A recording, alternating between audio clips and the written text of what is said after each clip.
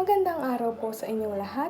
Ngayon ay pag-uusapan natin ang kahalagahan ng breastfeeding o pagpapasuso. Ano ba ang layunin nito? Tamang posisyon, mga benepisyo, at kailan ito hindi dapat gawin.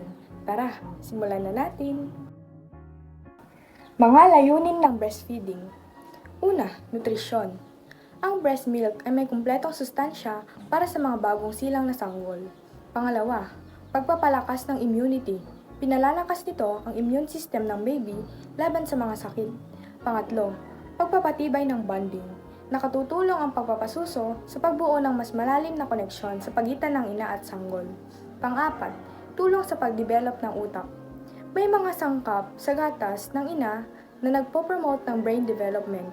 Pang-lima, pagpapabilis ng recovery ng ina. Nakatutulong ito sa pag-urong ng matris at sa mabilis na pag-recover ng ina pagkatapos manganak. Mga tamang posisyon sa pagpapasuso. Una, cradle hold. Ang ulo ng baby ay nasa loob ng siko ng ina at ang katawan ng baby ay nakaharap sa katawan ng ina. Magandang posisyon para sa mga ina na may karanasan na sa breastfeeding. Pangalawa, cross cradle hold. Gamit ang kabilang braso ng ina, sinusuportahan ang ulo ng baby.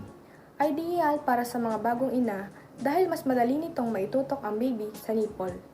Pangatlo, football hold. Ang sanggol ay nasa gilid ng ina.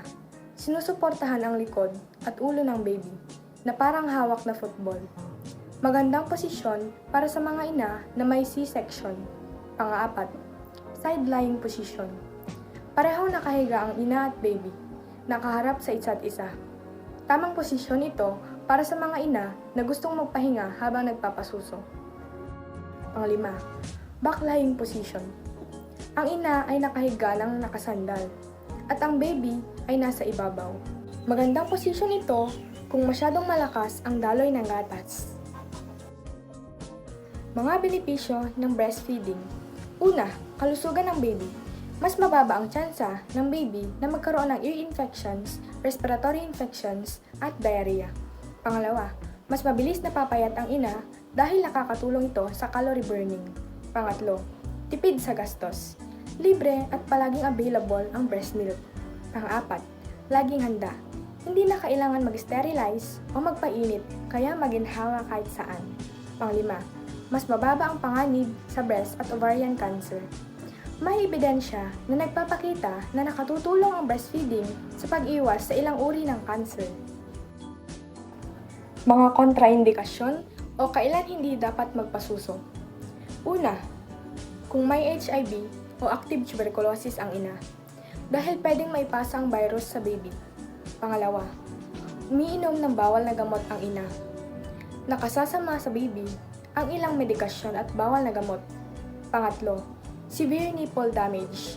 Kung masakit at may sugat ang nipple, baka kailangan mo nang i-pause ang breastfeeding para gumaling ito.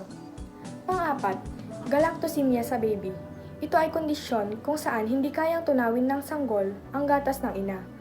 Panglima, active herpes lesion sa nipple.